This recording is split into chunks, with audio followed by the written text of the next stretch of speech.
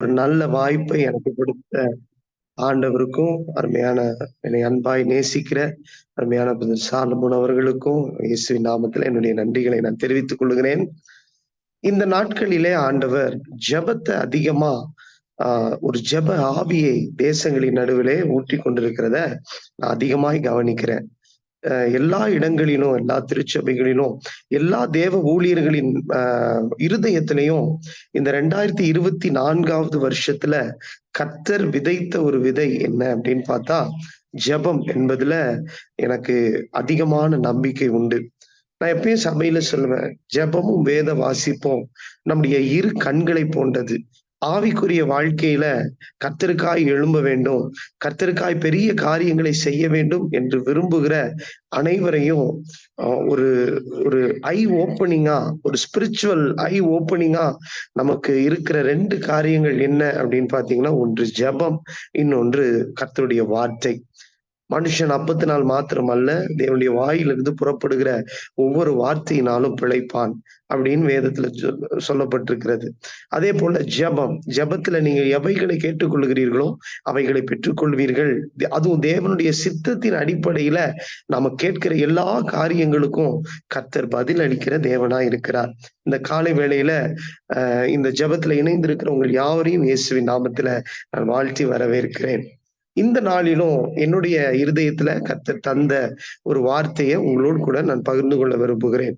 உயிர்ப்பியும் எங்களை உயிர்ப்பியும் ஆண்டவரே என்று சொல்லி இந்த நாட்களில ஆண்டவருடைய பாதத்துல அமர்ந்திருக்க ஆண்டவர் நமக்கு ஒரு நல்ல கிருபையை கொடுத்திருக்கிறார். அவசரமான ஒரு உலகத்திலே நம்ம வாழ்ந்து கொண்டிருக்கிறோம். தேவனுடைய பாதத்துல அமர்ந்திருப்பதுதான் நமக்கு தேவையான ஒன்று. மரியாளும் மார்த்தாளும் 2 பேரும் ஒரு 2 நிலைப்பாடுல ஆண்டவரை சந்திக்கிறாங்க. இயேசு அவருடைய வீட்டிற்கு வந்திருக்கிறார்.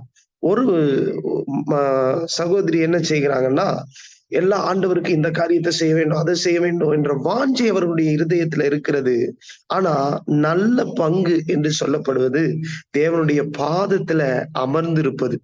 தேவனுடைய பாதத்தில் ஆண்டவர் அதனாலதான் சொல்லுகிறாரு, நல்ல பங்கை என்னை விட்டு எடுபடாத நல்ல பங்கை அவள் தெரிந்து கொண்டாள். இந்த காலை வேளையிலும் நல்ல பங்கா இருப்பது தேவனுடைய பாதத்துல அமர்ந்திருந்து அவருடைய இருதயத்தை புரிந்து கொண்டு கர்த்தருக்காய் நாம் எழும்புவதுதான் நாம தெரிந்து கொள்ளுகிற நல்ல பங்கு. இந்த காலை வேளையிலும் அப்படியாகத்தான் நாம் எல்லாரும் தேவனுடைய பாதத்துல ஆண்டவரே எங்களை உயிர்ப்பியும் என்று சொல்லி தேவனுடைய பாதத்துல அமர்ந்திருக்க ஆண்டவர் நமக்கு கிருபை கொடுத்திருக்கிறார். மத்தேயு எழுதின சுவிசேஷம் 3வது அதிகாரம் அதனுடைய 10வது வசனத்தை மையமாக வைத்து இந்த நாளிலே ஒரு சில காரியங்களை உங்களோடு கூட நான் பகிர்ந்து கொள்ள விரும்புகிறேன். மத்தேயு எழுதின சுவிசேஷம் 3வது அதிகாரம் அதனுடைய 10வது வசனத்துல கர்த்தருடைய வார்த்தை இப்படியாக சொல்லப்பட்டிருக்கிறது. இப்பொழுதே கோடாரியானது மரங்களின் வேர் அருகே வைத்திருக்கிறது. ஆகையால் நல்ல கனி கொடாத மரம் எல்லாம் வெட்டுண்டு அக்கினியில் போடப்படும்.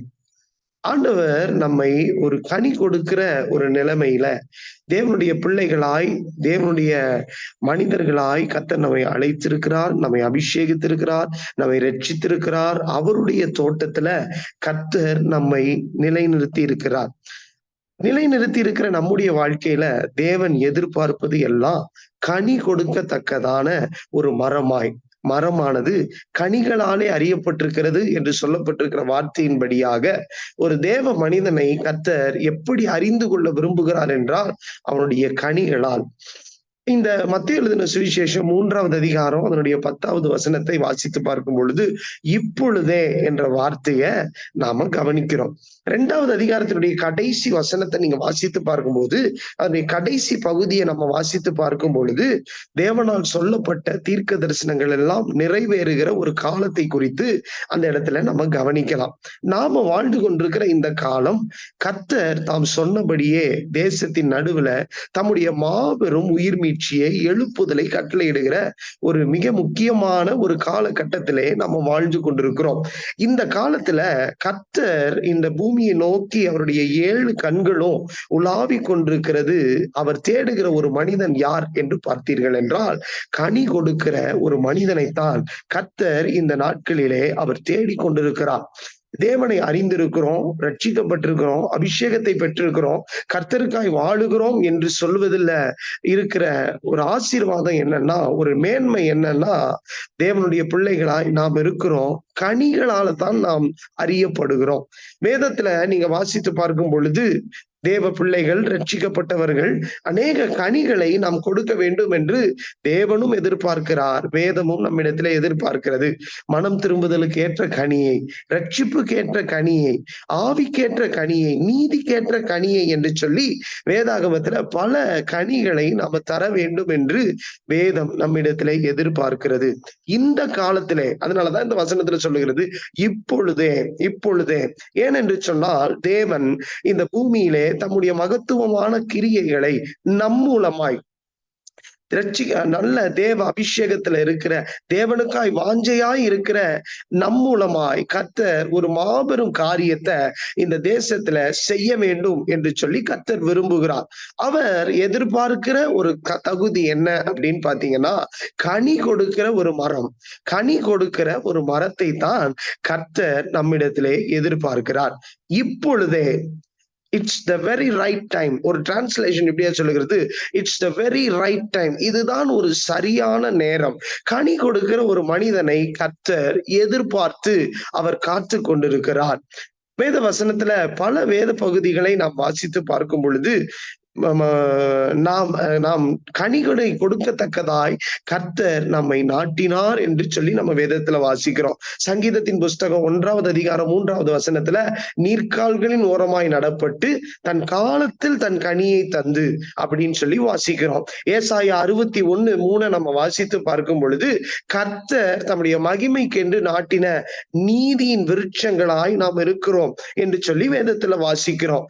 தேவன் இந்த நாட்களிலே யாரை எதிர்பார்க்கிறார் என்று சொன்னால், கனி கொடுக்கிற ஒரு தேவ மனிதனை, கனி கொடுக்கிற, கர்த்தருக்காய் கனிகளை தந்து தேவனுக்காய் காத்திருக்கிற ஒரு தேவ மனிதனைத்தான் இந்த நாட்களிலே கர்த்தர் எதிர்பார்த்து கொண்டிருக்கிறார். அப்படிப்பட்ட மனிதனை கர்த்தர் இந்த நாட்களிலே இப்பொழுதே, அந்த வசனத்தை தான் நான் சொல்ல விரும்புகிறேன்.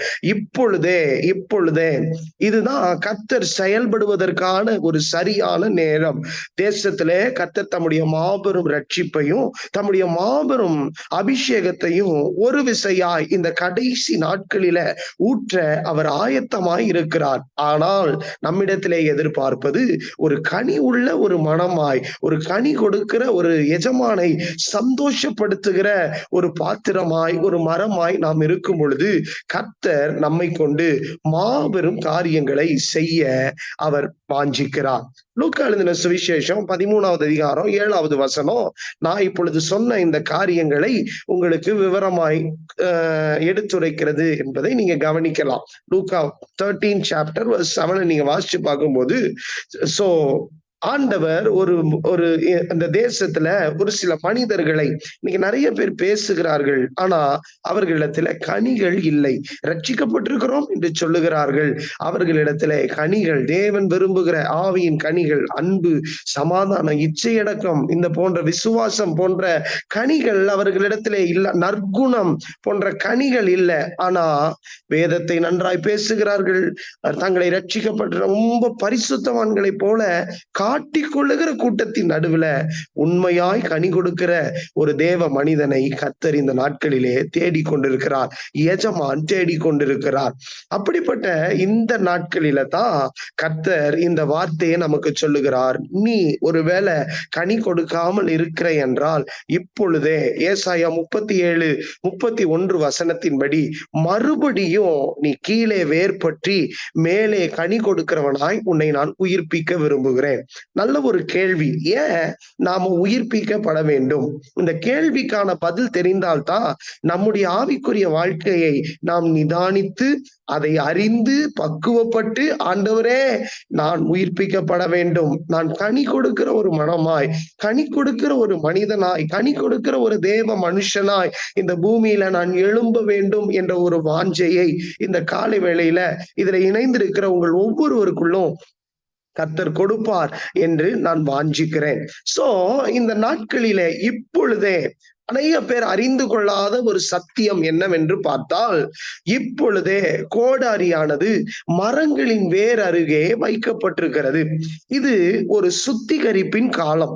ஏன் ஜெபத்துல கர்த்தர் நம்மை உட்கார சொல்கிறார் தெரியுமா? நம்மை ஒரு விசையாய் சுத்திகரித்து, நம்மை மீண்டுமாய் கர்த்தர் உயிர்ப்பித்து, நம் மூலமாய் தேசத்துல தம்முடைய மகத்துவமான கிரியைகளை கர்த்தர் செய்யத்தான் உங்களை எல்லாரும், என்னை எல்லாரையும் கர்த்தர் இந்த நாட்களிலே இணைத்து ஆண்டவருடைய பாதத்துல அமர்ந்து, ஆண்டவரே கனி கொடுக்கிற ஒரு மரமாய் என்னை மீண்டும் உயிர்ப்பியும் என்று ஜெபிக்க இந்த காலை வேளையில கர்த்தர் நம்மை அழைத்திருக்கிறார். நான் ஒண்ணு சொல்ல முடியும், தேவனுடைய ராஜ்யம் பேச்சில் அல்ல பலத்தில், பேச்சில் அல்ல கிரியைகளில். நம்முடைய கிரியைகள் தேவனை பிரியப்படுத்துகிறதாய். அழகா இன்னைக்கு வர்ஷிப் நடத்தின அந்த பிரதர் சொன்னார், ஆண்டவரே உம்முடைய சித்தத்தை செய்கிறவர்களாய், உம்முடைய சித்தத்தை செய்கிறவர்களாய். பூமியிலே தேவன் நம்மிடத்துல எதிர்பார்ப்பது எல்லாம் பேச்சு அல்ல, செயல். ஒரு ஆவிக்குரிய தேவ மனுஷன், ரட்சிக்கப்பட்ட தேவ மனுஷன் பலத்தை பேச்சில் அல்ல செயல்களிலே நீங்கள் காட்ட வேண்டும் என்று கர்த்தர் விரும்புகிறார். ஆகினாலதான் இந்த நாட்களிலே எஜமான் தோட்டத்திற்கு வருகிறார், மரங்களை பார்க்கிறார். அநேக மரங்கள் செழிப்பாயிருக்கிறது. கிறிஸ்தவ வட்டாரத்துல இன்னைக்கு அநேக இடங்களில செழிப்பு இருக்கிறது, ஆனால் கனிகள் இல்லை. ஒரு ஆவிக்குரிய மனிதன் இதை நன்றாய் நீங்கள் உணர்ந்து கொள்ள வேண்டும். உங்களை செல்ஃப் அனாலிசிஸ் பண்ணி பார்க்கணும். நான் செழிப்பா இருக்கிறேன், நான் வளர்ச்சி அடைகிறேன், ஆனா நான் கர்த்தருக்கு என்று கனிகளை கொடுக்கிறேனா? கர்த்தருக்கு என்று மனம் திரும்புதலுக்கு ஏற்ற கனி என்னிடத்துல இருக்கிறதா? ரட்சிப்புக்கு ஏற்ற கனி என்னிடத்துல இருக்கிறதா? நீதிக்கேற்ற கனி என்னிடத்துல இருக்கிறதா? இன்னைக்கு கர்த்தர் அதைத்தான் பார்க்கிறார்.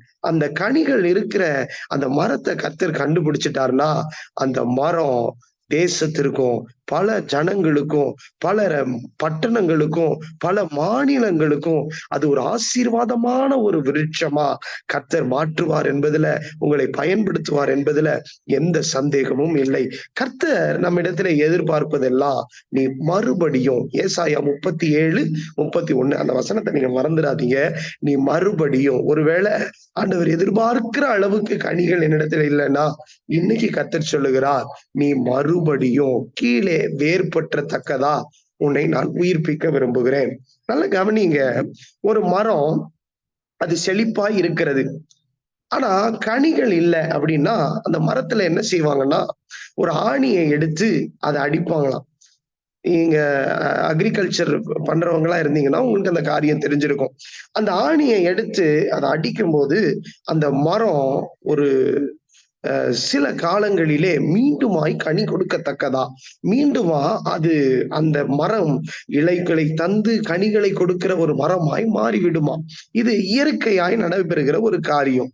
ஆண்டவர் பாருங்க, நம்முடைய வாழ்க்கையில மீண்டுமாய் இந்த உணர்வை நமக்கு கொடுத்து, மீண்டுமாய் இப்படிப்பட்ட ஒரு பாரத்தை நம்முடைய இருதயத்துல கொடுத்து, இன்னைக்கு கர்த்தர் தம்முடைய வார்த்தைகளை நம்முடைய இருதயத்துல நிலைநிறுத்துவார் என்றால், நான் சொல்லுகிறேன், மீண்டுமாய் நாம் கனி கொடுக்கிறவர்களாய், கர்த்தருக்காய் பயன்படுகிறவர்களாய். இன்னைக்கு இருக்கிற காலங்கள், இன்னைக்கு இருக்கிற சூழ்நிலைகளில நம்முடைய வாழ்க்கையில நிறைய செழிப்பை கர்த்தர் நமக்கு கொடுத்திருக்கிறார். மரம் இன்னைக்கு பாத்தீங்கன்னா நமக்கு பச்சை பசேல் என்று செழிப்பாய் இருக்கிறது. எஜமான் வந்து பார்க்கிறார், 3 வருஷ காலமா. அந்த வசனத்தை கூட நீங்க வேதத்துல எடுத்து வாசிக்கும்படி உங்களை அன்பாய் கேட்டுக்கொள்ளுங்க. லூக்கா 13:7 வசனத்தை நீங்க வாசிச்சு பாத்தீங்கன்னா, 3 வருஷ காலமா நான் கனிகளை நான் தேடி வருகிறேன். So God is in search of fruits. நம்முடைய வாழ்க்கையில தேவன் தேடிக்கொண்டிருப்பது கனி கொடுக்கிற ஒரு மனிதனை தான். இந்த வார்த்தையை தான் இன்னைக்கு என்னுடைய இருதயத்துல கர்த்தர் போட்டார். உன்னை கொண்டு நான் பெரிய காரியங்களை செய்ய விரும்புகிறேன்.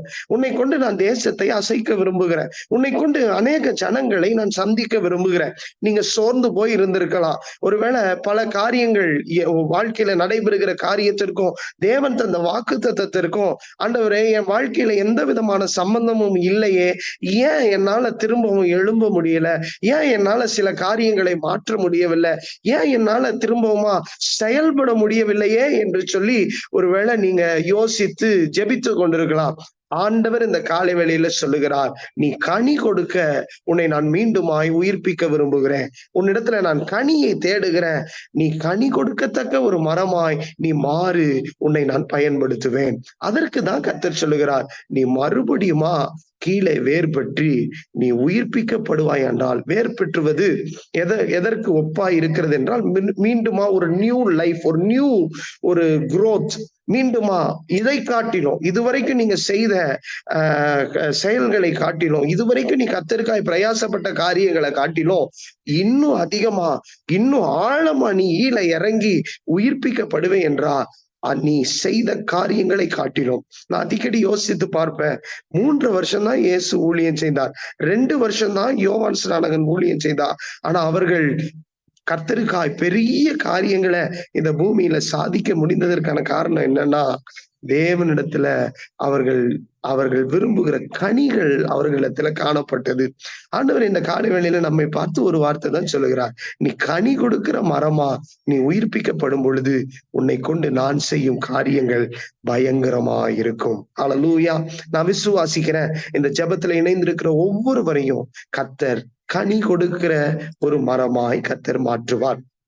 ஆபகுக் 3வது அதிகாரம் அதனுடைய 2வது வசனத்தை நீங்கள் வாசித்து பார்க்கும் பொழுது, கர்த்தாவே நீர் வெளிப்படுத்தினதை நான் கேட்டேன், நீர் வெளிப்படுத்தினதை நான் கேட்டேன், எனக்கு பயம் உண்டாயிற்று. கர்த்தாவே வருஷங்களின் நடுவிலே உங்களுடைய கிரியைகளை உயிர்ப்பியும். 2 காரியங்கள் உயிர்ப்பிக்கப்பட வேண்டும். ஒன்று, கர்த்தரும் நம்மை உயிர்ப்பிக்க வேண்டும். இன்னொன்று, நாமும் உயிர்ப்பிக்க சில காரியங்களை தேவனிடத்துல கேட்க வேண்டும். சோ இது 2 விதமான தன்மையையும் நம்ம இந்த இடத்துல கவனிக்கலாம். கர்த்தாவே உம்முடைய கிரியைகளை உயிர்ப்பியும் என்றும் நம்ம வேதத்துல வாசிக்கிறோம். எங்களை உயிர்ப்பியும் என்று சொல்லி ஜெபிக்கிற ஜெபத்தையும் நம்ம வேதத்துல வாசிக்கிறோம். கர்த்தாவே நீ வெளிப்படுத்தினதை, இந்த காலை வேளையில கர்த்தர் ஒரு காரியத்தை வெளிப்படுத்துகிறார். உன்னிடத்திலே கனியை நான் எதிர்பார்க்கிறேன் என்ற செய்தியை கர்த்தர் நமக்கு வெளிப்படுத்துகிறார். வெளிப்படுத்துகிற கர்த்தர் அவரும் நம்மை உயிர்ப்பிக்க விரும்புகிறார். ஒரு சில வசனங்களை இந்த காலை வேளையில உங்களோடு கூட நான் பகிர்ந்து கொள்ள விரும்புகிறேன். இந்த வசனத்தை சொல்லி நீங்க அதிகமாய் தேவ சமூகத்துல காத்திருந்து ஜெபிக்கும்படியாய் உங்களை அன்பாய் கேட்டுக்கொள்கிறேன். உயிர்ப்பிக்க, மீண்டுமாய் கனி கொடுக்கத்தக்கதாய் என்னை உயிர்ப்பியும் ஆண்டவரே என்று சொல்லி நீங்கள் ஜெபிக்க வேண்டும் என்று உங்களை இந்த காலை வேளையில அன்பாய் கேட்டுக்கொள்கிறேன். கர்த்தர் நமக்கு வெளிப்படுத்துகிற தேவன். நான் எப்பயும் சொல்லுவேன், வேத புஸ்தகம் யாக்கோபு நிருபத்தை நீங்க வாசிச்சு பார்க்கும்போது சுபாவ முகத்தை பார்க்கிற ஒரு கண்ணாடி தான் வேத புஸ்தகம். சுபாவத்திற்கு ஒரு முகம் இருக்கிறது, உங்களுடைய ஒவ்வொரு செயல்களுக்கும் ஒரு முகம் இருக்கிறது. நம்ம வேத புஸ்தகத்தின் முன்பாக வரும்போதுதான் எதிலெல்லாம் நாம் மாற்றம் அடைய வேண்டும், எதிலெல்லாம் நாம் மாற வேண்டும் என்பதை கர்த்தர் நமக்கு வெளிப்படுத்துகிற தேவனாய் இருக்கிறார். இந்த காலை வேளையில கர்த்தர் வெளிப்படுத்துவது நீ கனிகளை கொடுக்க வேண்டும் என்று சொல்லி. சோ ஆண்டவரிடத்துல இந்த காலை வேளையில கேளுங்க, ஆண்டவரே நான் திரும்பவுமா வேர் பற்றி உமக்காய் கனி கொடுக்கிற ஒரு பாத்திரமா, பயனுள்ள ஒரு பாத்திரமா. கனி கொடுக்கிற மரம் தான் பயனுள்ள ஒரு மரம். வெறும் செழிப்பு மாத்திரம், வெறும் இலைகள் மாத்திரம் அதுல இருந்தா அது யாருக்கும் எந்த பயனையும் இல்லை. எஜமான் சொல்லுவார், எதற்கு இந்த மரம் இந்த இடத்தை அடைத்து கொண்டிருக்கிறது, இதை வெட்டி போடு. நிறைய பேருக்கு தெரியாத ஒரு காரியம், கனி இல்லாத மரங்களின் வேர்களின் அருகிலே கோடாரியானது வைக்கப்பட்டிருக்கிறது. ஆண்டவர் இந்த காலை வேளையில சொல்லுகிறார், கோடாரி வைக்கப்பட்டிருக்கிறது. இந்த காலத்துல நீ எழும்பவில்லை என்றால் ரட்சிப்பு வேறு ஒருவனிடத்திலிருந்து எழும்பும். சோ ஆண்டவரிடத்துல கேளுங்க, ஆண்டவரே என்னை உயிர்ப்பியும். ஒரு சில வசனங்களை உங்களிடத்துல நான் சொல்லுகிறேன், எதுலெல்லாம் நாம் உயிர்ப்பிக்கப்பட வேண்டும். 119வது சங்கீதம் 107வது வசனம். 119வது சங்கீதத்தை, அந்த சங்கீதம் முழுக்க தாவீது சொல்லுகிற ஒரு காரியம், உயிர்ப்பியுங்க ஆண்டவரே, என்னை உயிர்ப்பியுங்க ஆண்டவரே. அவருடைய ஏக்கம் எல்லாம், அவருடைய ஜெபம் எல்லாம் ஒரே ஒரு பாயிண்ட் தான், என்னை உயிர்ப்பியும், என்னை உயிர்ப்பியும். நிறைய முறை சொல்லுகிறார். அந்த வசனங்களை மாத்திரம் வேகமா உங்களுக்கு சொல்லி உங்களுக்காக நான் ஜெபிக்க விரும்புகிறேன். கனி கொடுக்கத்தக்கதாய் கர்த்தர் உங்களை உயிர்ப்பிப்பார். 119வது சங்கீதம் 107வது வசனத்தை நீங்க வாசிச்சு பார்க்கும்போது, ஆண்டவரே நான் மிகவும் உபத்திரவப்படுகிறேன். பல காரியங்கள் இருக்கு, நான் மிகவும் உபத்திரவப்படுகிறேன். உபத்திரவத்தின் நடுவில் கனிகளை தருவது என்பது ஒரு சாதாரண காரியம் அல்ல.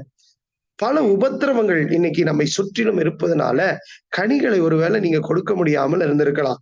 கர்த்தர் இந்த காலை வேளையில சொல்லுகிறார், இந்த வசனத்தை சொல்லி ஜெபம் பண்ணுங்க. ஆண்டவரே, நான் மிகவும் உபத்திரவப்படுகிறேன். கர்த்தாவே, உம்முடைய வசனத்தின்படி என்னை உயிர்ப்பியும்.